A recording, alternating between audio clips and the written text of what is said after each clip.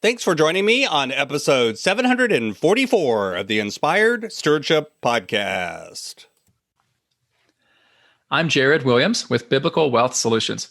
I challenge you to invest in yourself, invest in others, develop your influence, and impact the world by using your time, your talent, and your treasures to live out your calling. Having the ability to invest without compromising your Christian values is key, and one way to be inspired to do that is to listen to this, the Inspired Stewardship Podcast with my friend Scott Mader.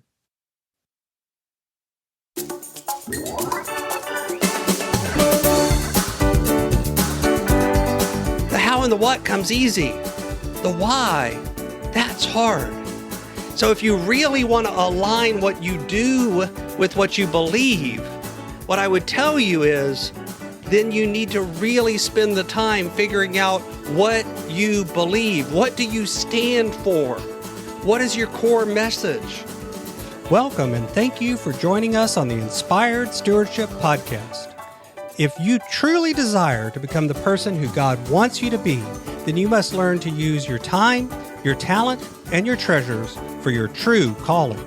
In the Inspired Stewardship Podcast, you will learn to invest in yourself, invest in others, and develop your influence so that you can impact the world.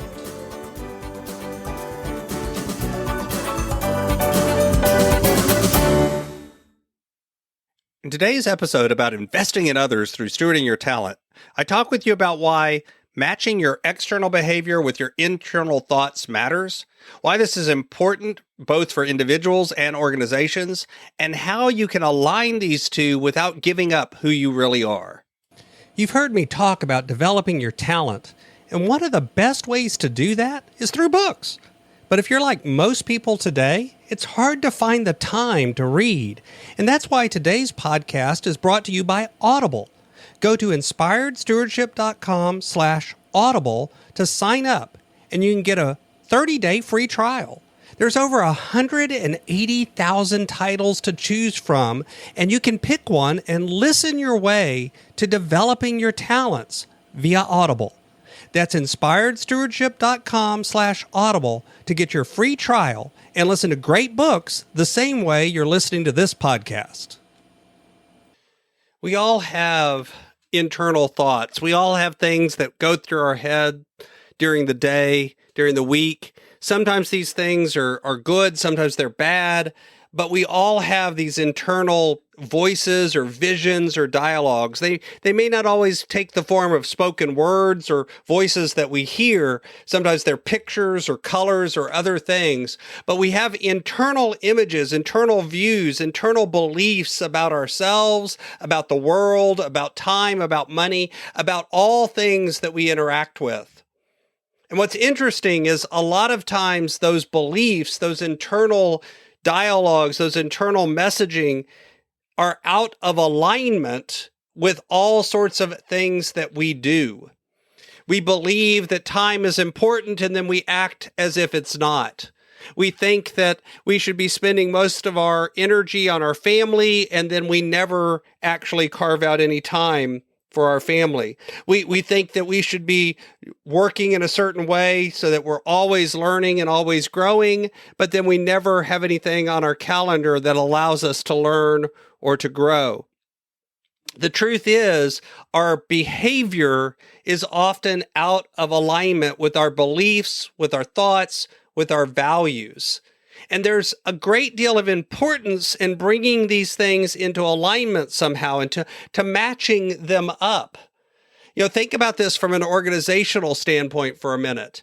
If you're part of a team, if you're part of a company or part of a business or a church organization or a group of some sort, a PTO, whatever, a class, and there's stated rules or stated beliefs or stated missions of that organization, but then you see the organization consistently doing things that are out of alignment with those beliefs, how does that begin to make you feel about that organization?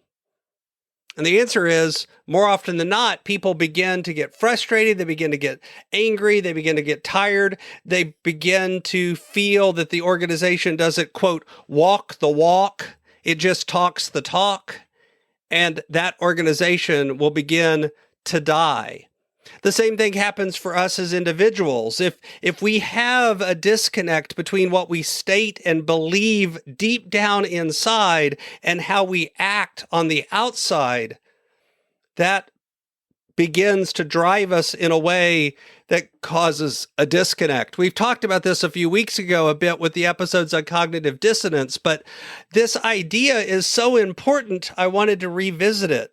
It's one of the reasons why, as Braden and I were talking about your internal and your external, that resonated so much with me, because the internal motivations that we have are more often than not where the problem is for us. It's usually not what we do. It's the why behind why we're doing it, because that's where the alignment, that's where the mismatch happens. And I would argue that the biggest reason why is because we don't actually do the work to figure out who we are in the first place. The truth is, usually we're out of alignment, not because we've done a really good job of articulating what we believe and who we are, and then we've allowed our actions to deviate from that. Instead, it's because we haven't actually identified what we believe and who we are in the first place. And so now anything we do is just what we do.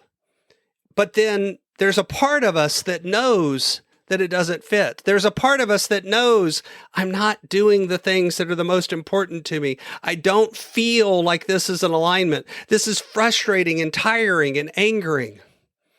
I had a client reach out to me a few weeks ago, and he said, all of the time that I spend is wasted.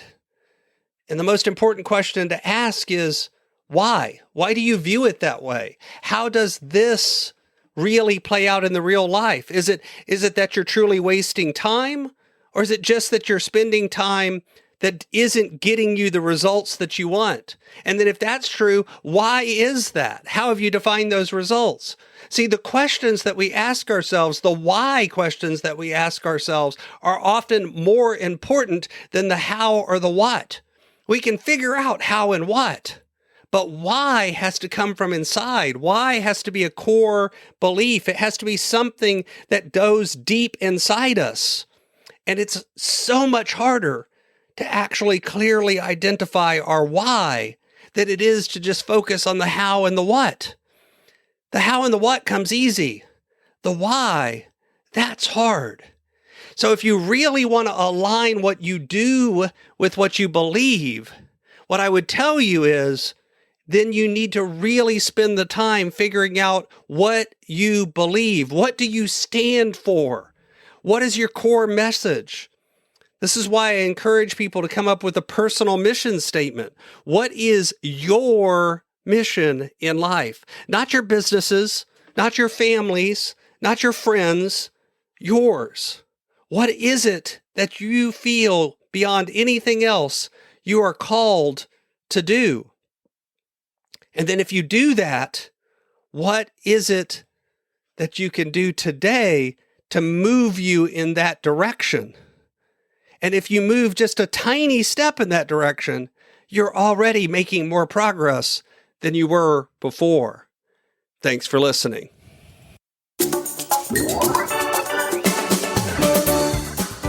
Thanks so much for listening to the Inspired Stewardship podcast. As a subscriber and listener, we challenge you to not just sit back and passively listen, but act on what you've heard and find a way to live your calling. If you like this episode on the stewardship of talent, you can go over to inspiredstewardship.com/talent and sign up for our 5-week series on the stewardship of talent. Or if you're in the U.S., you can text 44222 talent tips. That's talent tips to 44222 and get those tips. Until next time, invest your time, your talent, and your treasures. Develop your influence and impact the world.